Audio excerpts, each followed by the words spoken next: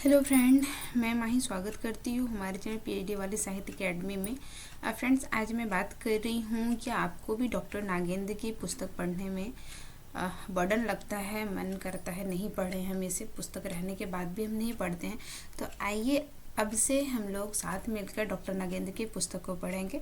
हालांकि मैंने इसे एक दफ़ा पढ़ चुकी हूँ जब मैं पीजी में ही थी तभी, और अभी मैं अब आप लोगों को इसमें से शेयर कर रही हूँ कि इसमें से कौन कौन सा जो अध्याय में जिस तरह विभक्त किया गया है, कौन कौन सी पढ़ना इसमें इम्पॉर्टेंट है उनको लेकर। ठीक है, तो बने रहिएगा वीडियो के साथ। देखते हैं, ये हमारा एक डेमो क्लास होगा। तो यहाँ पे मैंने इसका पेज कवर का फर्स्ट फ्रंट पेज नहीं रखा है क्योंकि मैंने उस पर जिल्द लगा रखा है, तो उसका मैंने पिक नहीं लिया था। तो यहाँ पे देख सकते हैं हिंदी साहित्य का इतिहास। प्रधान संपादक इसके कौन है, तो वो है डॉक्टर नागेंद्र हैं, और संपादक है कौन, तो वो है डॉक्टर हरदयाल। ठीक है, तो यहाँ पे कुछ इस प्रकार मैंने ये पुस्तक यहीं पे दुमका स्टोर में जाके मार्केट से खरीदे थे जब मैं पीजी में ही थी, यानी कि 2019 में ही थी। कुछ इस प्रकार से इनके संस्करण दिए गए हैं, भूमिका। और यहाँ पे प्रथम संस्करण देख सकते हैं, प्रथम संस्करण लिखे गए डॉक्टर नागेंद्र द्वारा, और वहाँ पे जो तृतीय वाला देखे थे ये हरदयाल द्वारा लिखे गए हैं। ठीक है, अब यहाँ देख लेते हैं हम लोग को जो पढ़ना है एग्जाम्स के पॉइंट ऑफ व्यू से, जो हमारे लिए इम्पोर्टेंट है, हम उन चीज़ों को देखेंगे। ठीक है, देखते हैं फ्रेंड्स। यहाँ पे लेखन मंडल कहाँ से उन्होंने क्या क्या लिया, ये मैंने ऐसे ही रख दिया था बस, ताकि आप लोग को लगे कि मे बी ओरिजिनल पुस्तक ही है ये। ठीक है, इसी वजह से थोड़ा सा मैं जूम कम कर लूँ। तो इसका देख लेते हैं फ्रेंड्स। पहले जो यहाँ पे दिया गया है भूमिका में क्या क्या दिया है, अरे यार मैं तो इतना इसको, ये है कि हिंदी साहित्य इतिहास, पुनर्लेखन की समस्या। ठीक है, उसके बाद हिंदी भाषा का उद्भव, विकास और स्वरूप। ठीक है, तो ये इतना मुझे इम्पोर्टेंट नहीं लगा पढ़ के, बट ठीक है, लेकिन मैं शुरू कर रही हूँ यहाँ से। ठीक है, यानी कि हम आदिकाल से, आदिकाल में मैं क्या कुछ पढ़ाने वाली हूँ यहाँ पे, वो मैंने यहाँ पे करके रखा है, मैं वही बोल रही हूँ। ठीक है, ये सारे चैप्टराइजेशन हैं, यहाँ पे पेज नंबर दिए गए हैं। तो मैं यहाँ पे फर्स्ट क्लास बनाने वाली हूँ साहित्य इतिहास दर्शन पे। ठीक है, उसके बाद मैं आ जाऊँगी डायरेक्ट काल विभाजन और नामकरण पे। मुझे जो इसमें इम्पोर्टेंट लगेगा मैं पूरे पेज को ही रखूँगी, जो इम्पोर्टेंट लगेगा वो मैं आप लोगों से शेयर करूँगी। ठीक है, क्योंकि हमें विद्वान नहीं बनना है, हमें एग्जाम्स के पॉइंट ऑफ व्यू से पढ़ना है। फिर आदिकाल में हम देखेंगे कि हिंदी साहित्य का आरंभ को लेकर, उसके साथ साथ प्रथम कवि और उनकी रचना को ये देखेंगे। उसके बाद यहाँ पे हमको देखना है आदिकाल के अंतर्गत नामकरण की समस्या और उनके परिवेश में ये सारी जो है यहाँ पे राजनीतिक, धार्मिक, सामाजिक, सांस्कृतिक और साहित्यिक वातावरण, इनको थोड़ा सा देख लेंगे। यहाँ से हमको एक व्यू समझ में आ जाएगा कि इस काल के अंतर्गत बेसिकली परिस्थितियाँ क्या थी। ठीक है, देन उसके बाद अपभ्रंश साहित्य, पृष्ठभूमि और प्रभाव को देखेंगे। उसके बाद हम आगे आ जाएंगे, हम देखेंगे उसके बाद वर्गीकरण। मैं यहाँ पे ये सारा कुछ नहीं देख रही हूँ फ्रेंड्स, मैंने पहले ही कह दिया, मैंने जो टिक करके यहाँ पे रखा है पहले ही अपने पेज में, जो मैंने खुद भी पढ़ा है वो सब। सिद्ध साहित्य में इन सारे को देखेंगे, सरहपा, सबरपा, लुईपा, डोम्भिपा, कढ़प्पा और कुकुरिप्पा को। ठीक है, उसके बाद जैन साहित्य में इन सारे को देख लेंगे, श्रवकाचार के अलावा यहाँ पे जितने भी यहाँ पे दिए गए हैं। ठीक है फ्रेंड्स, इसके आगे हम देखेंगे नाथ साहित्य की बात करेंगे, तो यहाँ पे इन सारे कवियों को देख लेंगे, गोरखनाथ के साथ जो भी होंगे। और उसके बाद रासो साहित्य की अगर हम बात कर लेंगे तो ये सारे कुछ इम्पॉर्टेंट ही है, इसमें दिया है पृथ्वीराज रासो, परमार रासो, हमीर रासो, बिसल देवखान, जो भी है। उसके बाद लौकिक साहित्य में भी यहाँ पे सारा कुछ देखेंगे, क्योंकि यहाँ से हमारे क्वेश्चंस बनते हैं। में भी आप किसी भी हिंदी एग्जाम्स की तैयारी कर रहे हैं ना, अगर आपकी डॉक्टर नागेंद्र की पुस्तक पे पकड़ हो गई ना, तो क्वेश्चंस आपके हिंदी साहित्य के कहीं नहीं जाएंगे, आप वो फुल में फुल मार्क्स ला ही लेंगे। ठीक है, और यहाँ पे गद्य भी देखेंगे। गद्य में मैंने टिक नहीं, हाँ टिक मैंने यहाँ किया हुआ है, गद्य में देखेंगे, ये सारे कुछ यहाँ पे इम्पोर्टेंट है। ठीक है, अब यहाँ पे ये सारा कुछ मैं नहीं देख रही हूँ। ठीक है, अब देखते हैं पूर्व मध्यकाल की अवस्था जो कि भक्ति काल होती है हमारी, और इसमें हम क्या देखेंगे, भक्ति काल के अंतर्गत मुझे देखना है इसके परिवेश को, परिवेश में राजनीतिक, सामाजिक, सांस्कृतिक, ठीक है। उसके बाद आंदोलन को देखेंगे। इसके बाद मुझे इसमें से कुछ नहीं देखना है, मुझे इसमें कुछ ज़्यादा इम्पोर्टेंट लगे ही नहीं है, ठीक है। इसके बाद मैं यहाँ पे थोड़ा सा इनकी प्रवृत्तियाँ को देख लूँगी, ठीक है। एक थोड़ा सा देख लूँगी जो इसमें इम्पोर्टेंट होगा, मैं वहाँ पे आप लोगों को बता दूँगी, ठीक है। देन उसके बाद निर्गुण भक्ति में आ जाएंगे, जिसके अंतर्गत मैं देखूँगी निर्गुण भक्ति का स्वरूप क्या है और संत काव्य। उसके बाद मैं कुछ नहीं देख रही इसमें।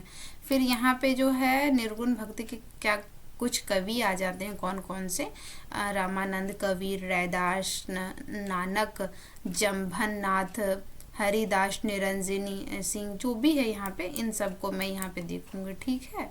देन उसके बाद 7वें नंबर पर हम आएंगे और इसी में हम चौथे अध्याय में ही प्रेमाख्यान वाला जितने भी मुझे इसमें से इम्पॉर्टेंट लगेंगे चैप्टराइजेशंस पढ़ के, क्योंकि आप लोग को पढ़ाने से पहले मैं खुद एक बार ही पढ़ूंगी, फिर उसको मार्क करूंगी, फिर मैं आप लोगों के सामने वो सब कुछ प्रस्तुत करूंगी, ठीक है। तो वो मैं यहाँ पे जो भी इम्पोर्टेंट होगा वो मैं आप लोगों को यहाँ पे शेयर करूंगी, ठीक है। देन उसके बाद अध्याय 5 में आ जाएंगे सगुन के अंतर्गत, जिसमें कि वैष्णव भक्ति का उदय कैसे हुआ ये देखेंगे, ठीक है। उसके बाद यहाँ पे तीसरे नंबर पर देखेंगे हम वैष्णव भक्ति के प्रतिष्ठापक आचार्यों में, ये सारे इंपॉर्टेंट है, ये सबको देखना ही है, सबको छोड़ना ही नहीं है, ठीक है। उसके बाद देख लेंगे हिंदी राम काव्य के अंतर्गत जो भी आते हैं उनको देखेंगे, इसमें से जो इम्पोर्टेंट होगा उनको देखेंगे, ठीक है, जिनकी रचनाएं इम्पोर्टेंट होगी। देन उसके बाद आ जाएंगे हम भक्ति का फ्रेंड कृष्ण भक्ति पे, ठीक है। कृष्ण भक्त कवि के अंतर्गत कौन कौन से आएंगे उसको देखेंगे, जिसमें कि बल्लभ संप्रदाय, निम्बार्क संप्रदाय, राधा बल्लभ संप्रदाय, हरिदासी संप्रदाय, चैतन्य, ये सारे कुछ को यहाँ पे कुछ छोड़ना ही नहीं है, ठीक है। उसके संप्रदाय निरपेक्ष में भी जो भी आते हैं इनको देखेंगे। यहाँ पे कितने अच्छे से देखिए, यहीं से आपका बन जाएगा। ऐसे मान लीजिए कि क्वेश्चन अगर ये बन जाता है, देखिए कितने अच्छे से डॉक्टर नागेंद्र जी ने से मतलब बनाया है अपनी पुस्तकों को, कि देखिए ऐसे आपको बोलेगा कि चैतन्य या फिर गौड़ीय संप्रदाय के अंतर्गत कौन से कवि नहीं आते, तो देखिए यहाँ पे इतने सारे नाम ऑलरेडी सामने दे रखे हैं। क्वेश्चंस आ जाएगा कि संप्रदाय निरपेक्ष कृष्ण कवि के अंतर्गत कौन से हैं या कौन से नहीं है, तो देखिए मीरा रस खां है। ये चैप्टराइजेशंस भी आपके एग्जाम्स में बहुत काम आएंगे, ठीक है, इसको देख लीजिएगा फ्रेंड्स। और अगर PDF चाहिए तो बोल दीजिएगा, मैं एक्चुअली मैं देखूंगी, मुझे अगर देना होगा तो मैं डिस्क्रिप्शंस में दे दूंगी, अगर आप लोगों के कमेंट आए ऐसा कुछ करके आप लोगों को PDF चाहिए तो।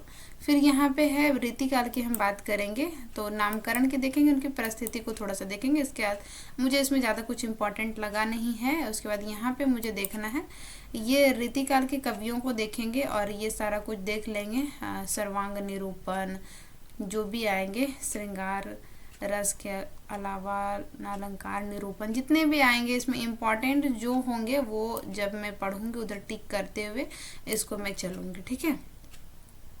इसके बाद हम आ जाएंगे रीतिबद्ध के अंतर्गत देख लेंगे और रीति मुक्त को भी देख लेंगे। इसमें जो परिभाषाएं प्रवृत्ति इंपॉर्टेंट रहेंगी उसको टिक कर लेंगे, इसके साथ साथ जो कवि इंपॉर्टेंट रहेंगे उनको देख लेंगे, ठीक है। इसमें भी यही चीज़ करेंगे, ठीक है। देन उसके बाद हो गया, इसमें मैं आगे अभी कुछ नहीं देख रही इसमें, ठीक है। उसके बाद हम आ जाते हैं आधुनिक काल पे। आधुनिक काल की बात करेंगे तो इसमें हम इनके नामकरण को देखेंगे, इनका उपविभाजन थोड़ा सा देखेंगे, परिस्थिति को भी देख लेंगे, क्योंकि आधुनिक काल रीतिकाल के बाद आती है तो वहाँ पे ये इम्पोर्टेंट हो जाते हैं, ठीक है। उसके बाद यहाँ पे डायरेक्ट हम आ जाएंगे आधुनिकता के बारे में क्या कुछ कहा है। अगर कुछ विद्वानों की इंपॉर्टेंट कोटेशन रहे तो टिक कर दूंगी, वरना उसको छोड़ दूंगी, ठीक है। 5वें नंबर की बात करेंगे तो संरचनावाद, उत्तर संरचनावाद, विखंडनवाद जिसे कि विरचनावाद भी कहा जाता है, और उत्तर आधुनिकतावाद, नारी विमर्श, इसको देखेंगे क्योंकि यहाँ से हमारे क्वेश्चंस बनते हैं और हमारे समझ भी विकसित होंगे यहाँ से, ठीक है। देन उसके बाद आते हैं कि भारतेंदु युग की बात करेंगे, पुनर्जागरण, इसमें से ये सारा कुछ को देखना ही है, इसमें कुछ नहीं छोड़ना है, ठीक है। देन उसके बाद आते हैं द्विवेदी युग। द्विवेदी युग की इनकी प्रवृत्तियों को देखेंगे और कवि को देखेंगे इसका, ठीक है। इसके बाद इसमें इसका गद्य में जो कि बहुत ज़्यादा इम्पॉर्टेंट होंगे निबंध, कहानी, आलोचना में, उसको देख लेंगे। ठीक है, छायावाद की भी बात करेंगे तो इसका देख लेंगे। नामकरण, परिवेश, काव्य धारा के अंतर्गत क्या कुछ रही है उनको देख लेंगे। कवि को तो यहाँ पे देखेंगे ही, इसके साथ साथ यहाँ भी जो इम्पोर्टेंट होंगे वो मैं यहाँ पे शेयर करूँगी। ठीक है, इसके पश्चात अगर हम बात करेंगे तो छायादोत्तर काव्य में क्या क्या देखना है, तो ये सब कुछ मैंने इतने अच्छे से अभी इनका अध्ययन किया नहीं है। बेसिकली मैंने यहाँ से इनका पढ़ा था, क्योंकि मेरे रिसर्च में थोड़ी मतलब मुझे सिनॉप्सिस वगैरह लिखनी थी, तो वहाँ पे मतलब कुछ देखना था उसमें से क्या सही तथ्य है, तो मैंने इसका थोड़ा सा अध्ययन किया है। तो इसमें जो भी इम्पोर्टेंट लगेंगे ना, जैसे कि मान लीजिए कोई रचना है, उनके बारे में क्या कहते हैं डॉक्टर नागेंद्र जी, उस टाइप के अगर होंगे तो वहाँ पे मैं टॉपिक वाइज कि नाटकों में कितने आ जाएंगे, एकांकिकी में कितने आ जाएंगे, या फिर उपन्यास में, या फिर कहानी में, निबंध में, समालोचना में जो भी आएंगे, या फिर गद्य साहित्य या निविधा में जो भी इम्पोर्टेंट होंगे वो मैं आप लोगों के साथ शेयर करूँगी। ठीक है, तो आज तो हो गए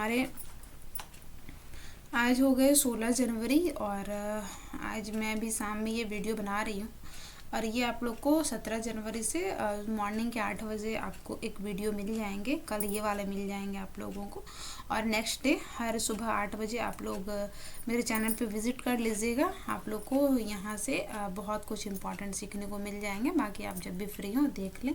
और एक बारी सिर्फ पुस्तक पढ़ने का मतलब ये नहीं होता है कि एकदम उसको पढ़ ही लेना है। पढ़ लेने से हमारी समझ विकसित होती है। ठीक है, और हम जितनी ज़्यादा पढ़ेंगे उतनी ज़्यादा हमारे लिए अच्छी बात है। और हम मतलब ऑब्जेक्टिव्स को पे कम जाएं, क्योंकि ऑब्जेक्टिव तो इन्हीं पुस्तकों से बनती है ना। ठीक है, बेसिकली अगर आप किसी भी हिंदी एग्ज़ाम्स की तैयारी कर रहे हैं मेरे प्यारे साथी हो, तो आप मेरे साथ जुड़ सकते हैं। मेरी ये वीडियो आपके एग्ज़ाम के लिए ज़रूर काम आएंगे। और किसी भी प्रकार की कोई भी त्रुटि हो तो आप बेझिझक मुझे कह सकते हैं कमेंट सेक्शन में, क्योंकि मैं भी आपकी जैसे एक रिसर्च स्कॉलर हूँ। तो उम्मीद है ये जानकारी आप लोग को अच्छी लगी होगी। तो मिलते हैं किसी नेक्स्ट वीडियो में, तब तक के लिए बहुत बहुत धन्यवाद फ्रेंड्स।